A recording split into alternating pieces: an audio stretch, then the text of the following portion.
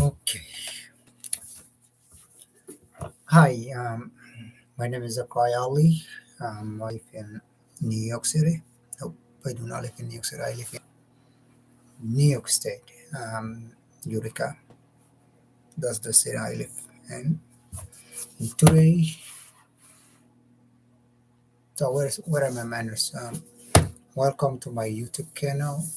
This is not my first time. I'm going to be reviewing this book. It's called The Three Mothers. This book talks about the mothers of Martin Luther King or MLK Jr., Malcolm X, and James Baldwin. Uh, three different individuals that each of them each of them contribute to our nations and shaped our nations. This book is written by Anna Tubbs. Um, on the first cover of the page it says a groundbreaking, essential celebratory role of black women and black mothers in particular have played in American history. The Three Mothers tells the story of the women who raised and shaped the three of America's most pivotal heroes, MLK, Malcolm X, and James Baldwin. It also says much has been written about it. Albert King's son Martin, Louis' little son Malcolm, and Bertie Baldwin's son James, but virtually nothing has been said about the extraordinary woman who raised them. Bertus, Albert, and Louis pass their knowledge to their children with the hope of helping them to survive in a society that will deny their humanity from the very beginning. These women drew from their extraordinary experience to push their children toward greatness. Louis taught her children about their activist roots. Bertus encouraged James to express himself through writing, and Albert centered her lesson in faith and social justice, all with the conviction that they, just like every human being, deserve dignity, respect, and despite the rampant discrimination they will face. These women, their similarities and their difference as individual as a mother, represent a piece of history left untold. This book is a celebration of the Black manhood from Virgil. As it says, this book is going to talk about the three mothers of that race: James Baldwin, Malcolm X, and Martin Luther King Jr. Um, as we all know, like back then, the colored people didn't have a lot of chance to prove themselves or like to describe themselves, to encourage and to come out of top of every other every other colored people. So this book will discuss how those three mothers helped their children to be a role model for others. This book has about is about 253 pages, including the index, bibliography acknowledgments, author's note, and it has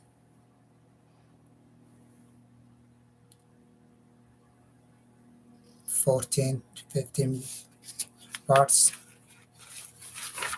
Introductions.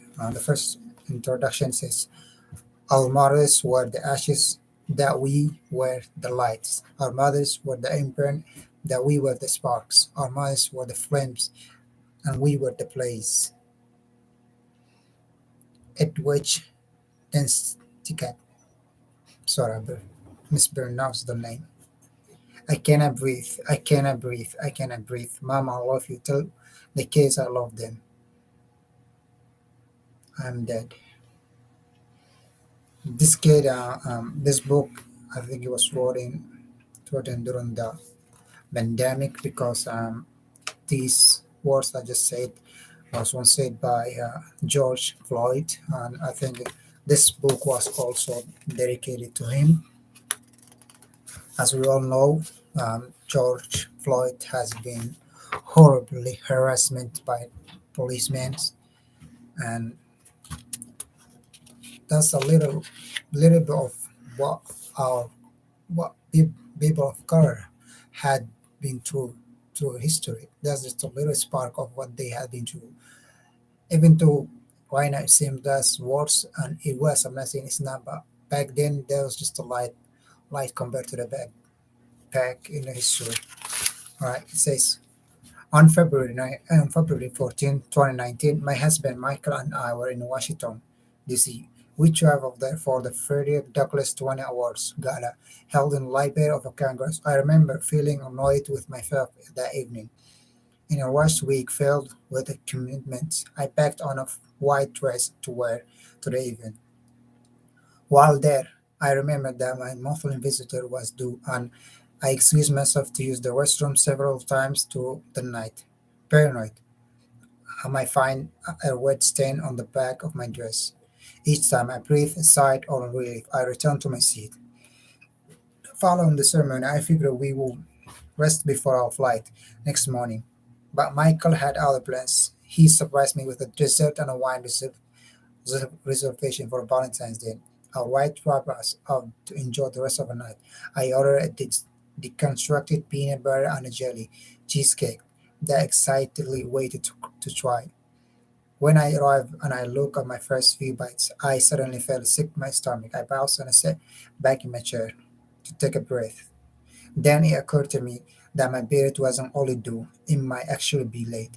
I was in my own world. I pulled out my phone to count my days again. The small possibility filled my mind with excitement. We were suddenly to start trying for a baby. I was clearly distracted, and Michael asked what I was thinking about.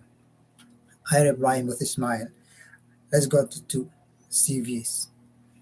Long story short, that night toward the last hour of Valentine's Day, following an event of honoring to the crying Frederick Douglass walked forward. I held a positive pregnancy test in my hand. My heart filled with an indescribable feeling, and my eyes were watered as shoved the result to my love parent. A human being was developing inside me. I was going to be a mother. I was going to bring life into this world. Joy quickly started to facilitate with with worry. The weight of the world falling on my shoulder. I wondered if up until that moment I had been taking enough care of myself and my little one. I worried that I did not know enough about the steps I was supposed to take to make it through pregnancy successfully.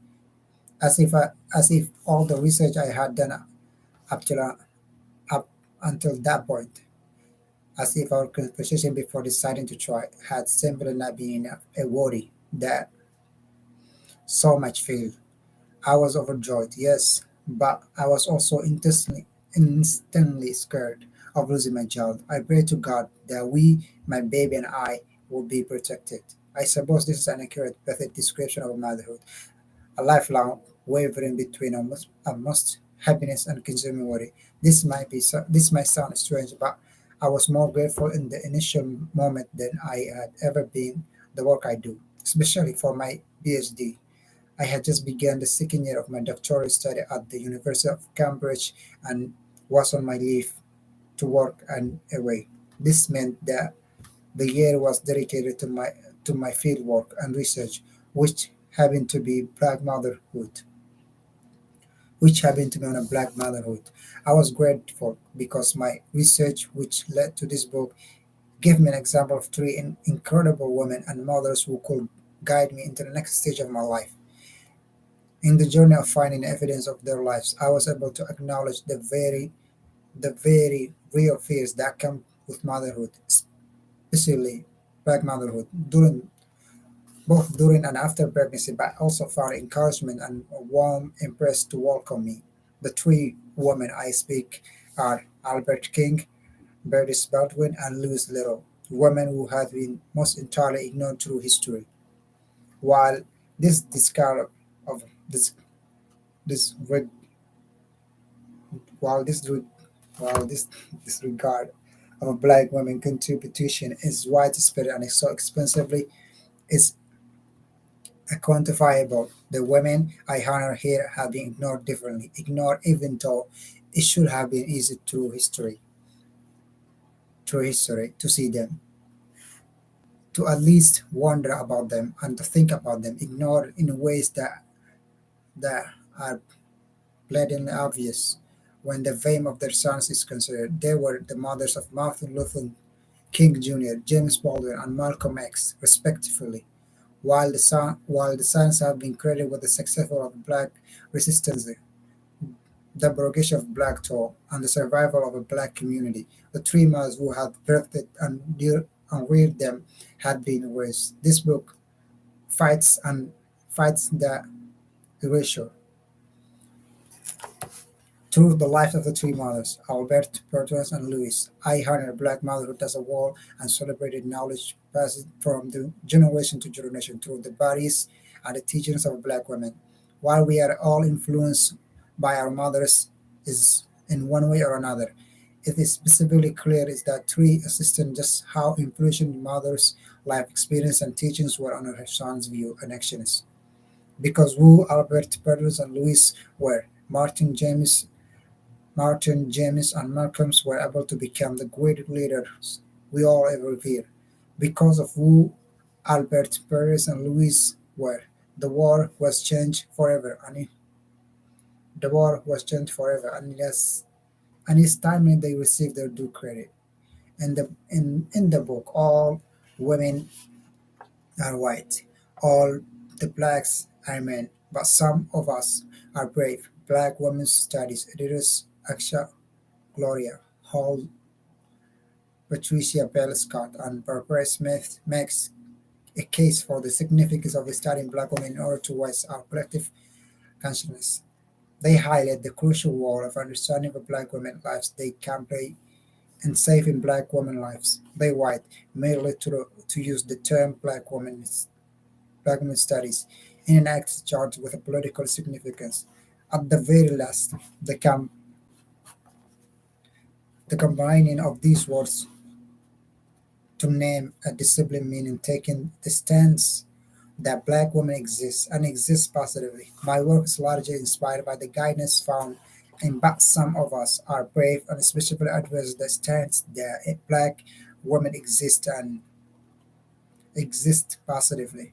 But exist positively. We must offer Black women, a group that has historically been dehu- dehumanized in humanizing ways. Positively does not mean that we should focus only on the positive effects of a Black woman's life. Instead, we must take in a world picture, one that includes diverse perspectives, an acknowledgement of oppressive forces as well as an understanding of the way in which Black women have survived such circumstances. Erasure, misrecognition, and historical amnesia have certainly contributed to the formation of our identity as a Black woman, but our fight against such forces with our affirmation and recognitions of ourselves and each other has been much more feelings. Through these practices, we created a new possibility that defy the limits placed upon us. Writing about Black motherhood while becoming one gave me a much deeper perspective than I had before, as my own life and the body transformed. It became more important to me to tell Albert's, Bertie's, and Louis's stories before they became others. Their lives did not begin with motherhood. On, on the contrary, long before their sons were even thought of their minds, each woman had their own passion, dreams, and identity. Each woman was already living an incredible life that her children would one day follow. Their identities as young black girls in Georgia, Guyana, and Maryland Granada and Maryland influenced the way in which they will approach motherhood. Their exposure to racist and sexist violence from the moment they were born will inform the lesson they taught their children. Their intellect and creativity led to the prosperous such qualities in their homes. The, the relationship they witness in their parents and grandparents will inspire their own approaches to marriage and child rearing, highlighting their stories, highlighting their roles as a mother does not erase their identities as independent women. Instead, These identities inform their ability to raise independent children who will go on to inspire world for years to come. These women lives create a rich picture of nuances of black motherhood. Yes, all three mothers of sons who became internationally known, and their stories share many similarities, but no means can their identity be reduced into one. Each woman carried different values, faith, talents, and charms. I hope the rich differences will open our eyes as many influence and manifestations of black motherhood in the United States and beyond. The narratives of these three women have fueled and empowered me, but this work has been extremely difficult at times. Black motherhood in the United States is inextricable from a history of violence against black people. American gynecology was built by torturing black women and experience on their bodies to test procedures. J. Morian Sims, known as the father of American gynecology, developed Albany's techniques by slicing open vaginal tissues of enslaved women as they were held down by force. He refused to provide them with anesthesia. Frank Mary Prevost, who is credited with the introducing C-section in the United States, perfected his procedure by cutting into the abdomens of laboring women who were slaves. These women were treated like animals and their pain was ignored.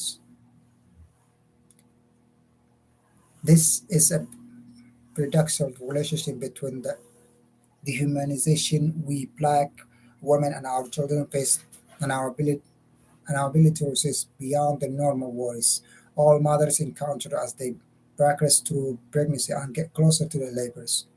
We black mothers were aware. We black mothers are aware that we are risking our lives.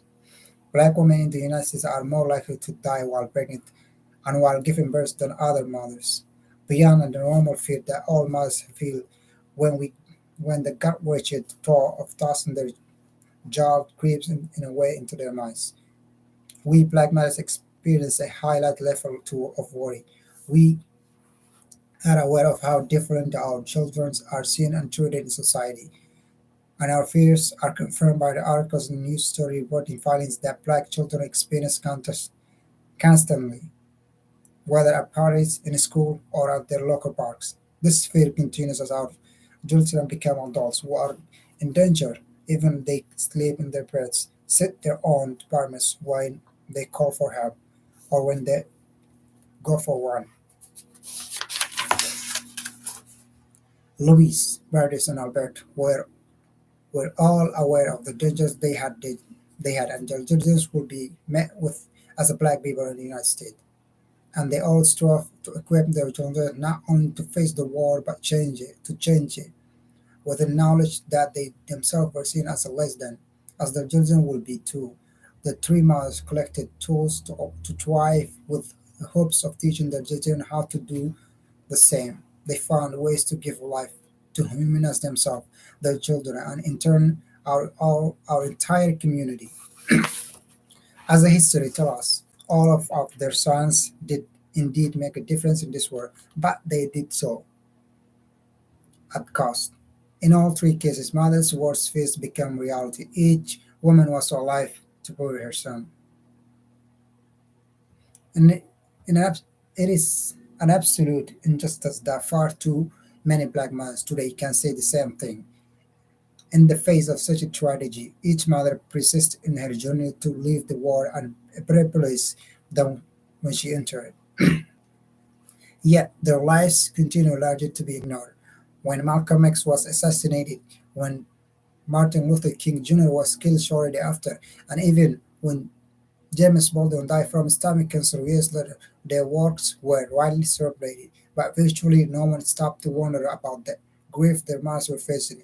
Even more painful to me is the fact that their mothers, it's the fact that their fathers were mentioned, while their mothers were largely erased. I chose to focus on the mothers of sons. Black men were certainly not the only leaders in the civil rights movement. Mothers of revolutionary daughters have also been forgotten. As I simply chose the three as simply just three figures who are often both in the conversation together would demonstrate a distressingly strong ratio of identity in the mother-son relationship. Coincidentally, coincidentally, I gave birth to a boy, my incredible little boy, and I have already faced other attempts to erase influence of his identity.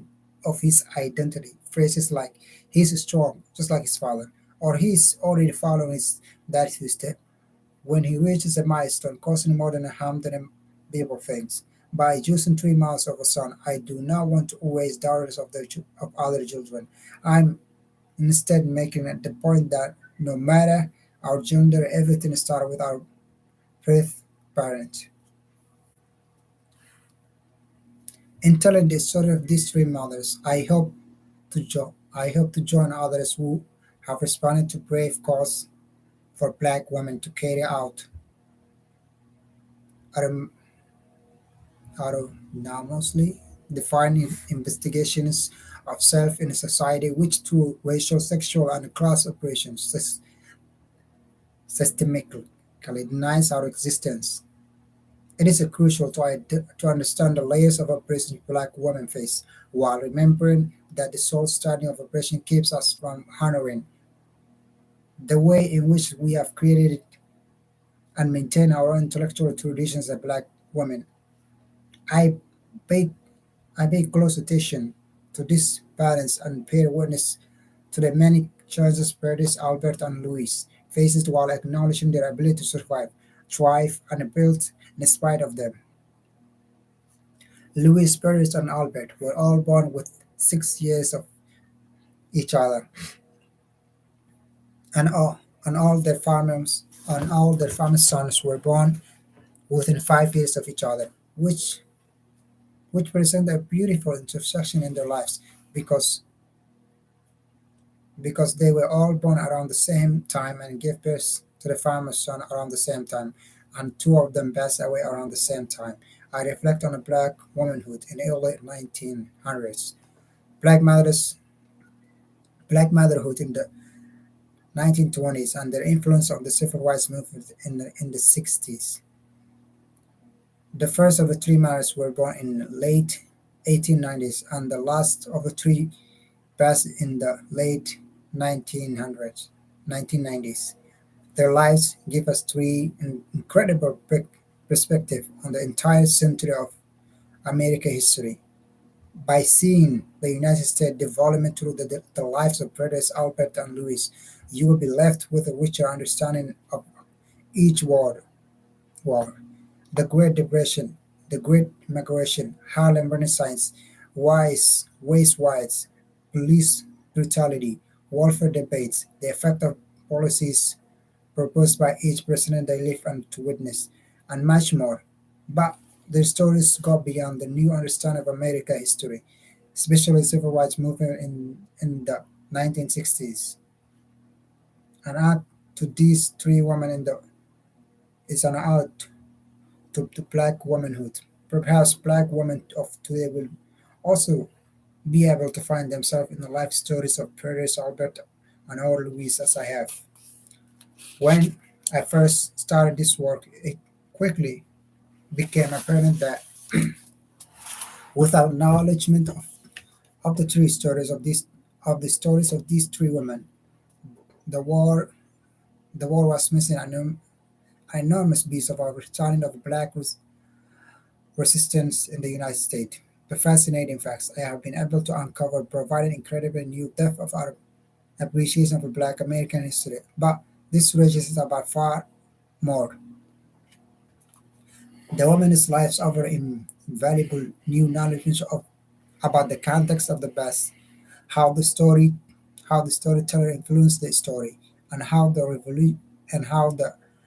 reevaluation guide of our contemporary understanding of individual communities and society.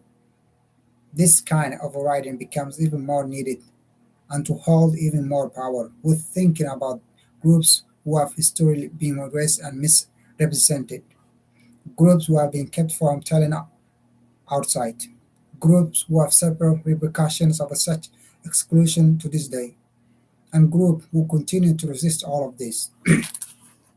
In my desire to better understand the circumstances of their lives, of the lives of Louis, Curtis, and Albert, I have been called upon the work of a black feminist in the field of, sociology, history, and political science, and others outside the academy, interwoven with their life stories and historical context. You will also find an engagement with a black feminist analysis relating specifically to dehumanization, resistance, and motherhood. Black women have been and continue to be treated less than human, so it's crucial to break down the terms I will be using to discuss this going forward. Dehumanization takes various forms. People are treated as less than human when their basic rights are not granted respected, when their agency is taken away, when they're when they when they are objectified through language and actions, when violence is used against them, and when are expected to remain silent despite these circumstances. All three mothers experienced this throughout their lives. Audre Lorde, one of the most renowned poets, analysts, and activists in history, writes about the reason dehumanization happens in the introduction of her essay, Age, Race, Class, and Sex, Women Redefine Differences. Much of Western European history conditioned to use to see human differences in its simplistic opposition to each other, dominate, subordinate, I cannot say that, subordinate, good and bad, up and down, superior and inferior, in a society where the good is defined in terms of a profit rather than in terms of a human need. There must be always a group of people who, through system, systematizes opposition, can be made to feel surplus, to occupy the place of the humanity inferior. Institutional rejection of a difference is an absolute necessary in a profit economy which needs outsiders to surplus people. Lord shows that dehumanization is a component of a society that views capital as more important than humanity, and sometimes that affects and implicates all members of such as a society. However, each member is inherently treated differently depending on the level of disadvantage. As you read about Albert, Curtis, and Lewis, keep Lord's word in mind. In order to understand their beliefs and their actions, we must know the extent to which their humanity was denied. This denial stemmed from times of slavery and continued to both obvious and discreet forms from their birth until the day each die. In the same essay, Lordy continues, unless one lives and loves in the trenches, it's difficult to remember that war against dehumanization is ceaseless. But black women and our children know the fabric of our of lives is stitched with violence and with hatred, that there is no rest. At each stage of the three mothers' lives, we witness their knowledge of this unfortunate truth and their need to resist. By resist, I'm talking about the ways in which Baldrus, Lewis, and Albert pushed against dehumanization, refusing to acquiesce. I never heard that word before. Acquiesce to the notion of their supposed inferiority. Resistance, like dehumanizations, take place in many forms. As I see, as I, s- I see, as any actions taken to assert black black humanity. Martin Luther King Jr., James Baldwin, and Malcolm X are known for their resistance, and in this book you will see how the three women teaching through both words and actions translated directly into to their sons, writing, speeches, and protests. These men became symbols of resistance by following their mother's leads. Even after death, Pedro, Luz, and Albert continued to face up until this book to face a denial for the even after death. Pedro's Luis Perez, Luisi, and Alberta continue to face a denial of their humanity when they are either erased or misrecognized. Up until this book, portrayals of the three mothers have been mostly limited or completely inaccurate. The three mothers have been hidden not only behind their sons but also behind their husbands, and in the rare moment where the mothers of are mentioned, they are often presented as a footnotes that are not out that are out of context. This in and of itself is wrong, and it contributes to inhumane treatment of black women as a whole. I do not blame the sons of the husband for such erasure. I blame society that devalues women and mothers, especially women of and mothers of a color.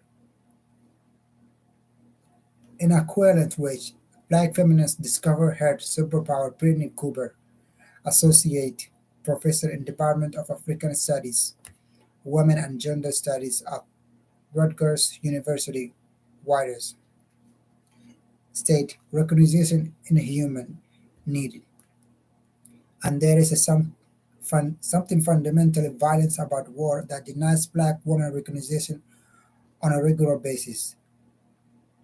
This book acts as a site of resistance to dehumanization. Paris, Louise, and Alberta continue to face posthumously on to the dehumanization of black women and mothers face all over our country today.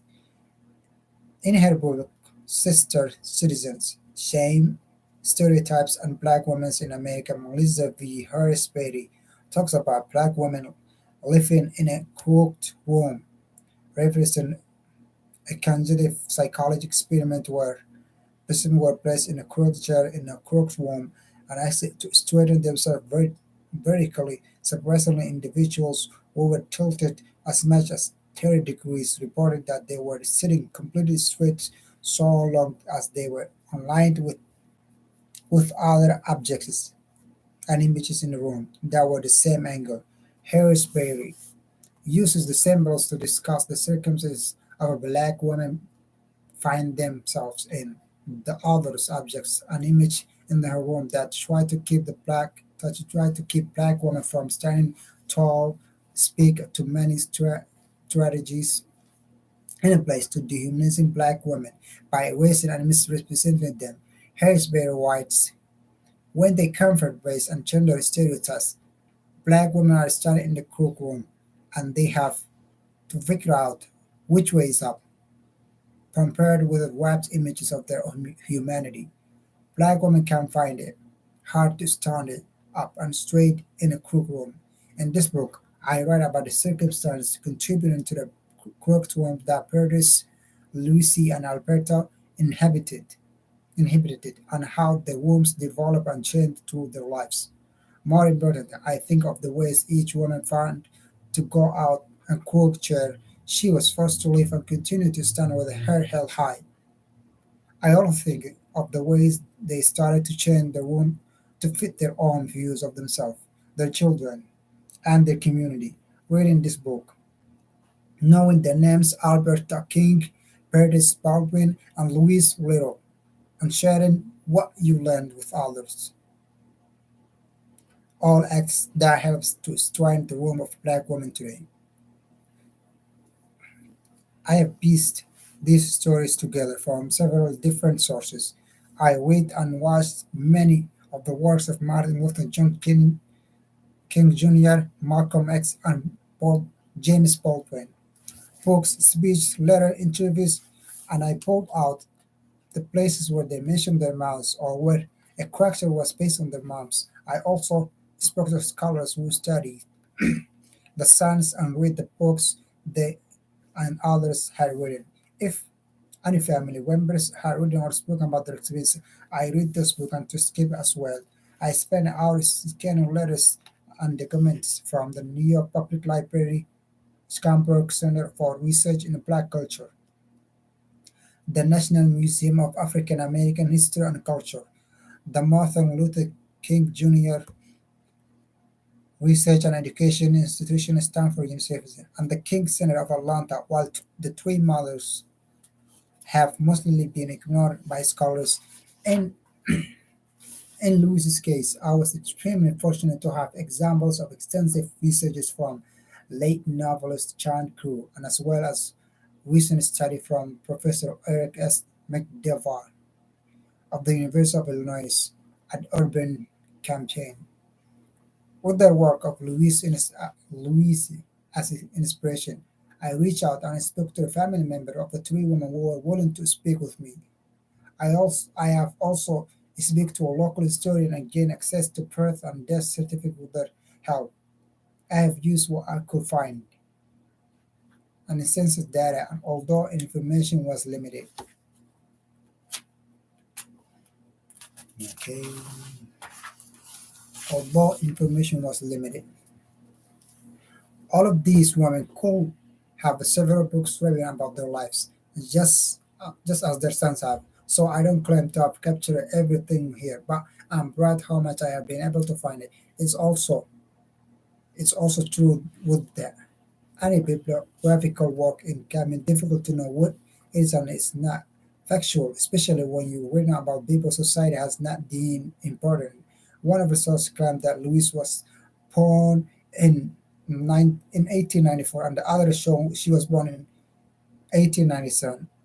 A family member says that the Paris was born in 1903, but her own mother's death certificate reads 1902, and Paris' name never appears on any census. A scholarship can claim that Albert was quiet, while friends of the family describes her, her as lively.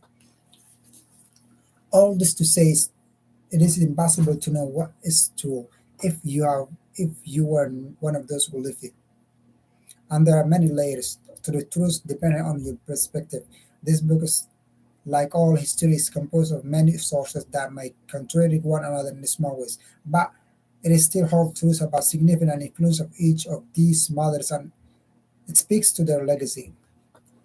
When I began writing this book, I wondered what if what it would be like if I could sit down with Paris, Louise, and Alberta.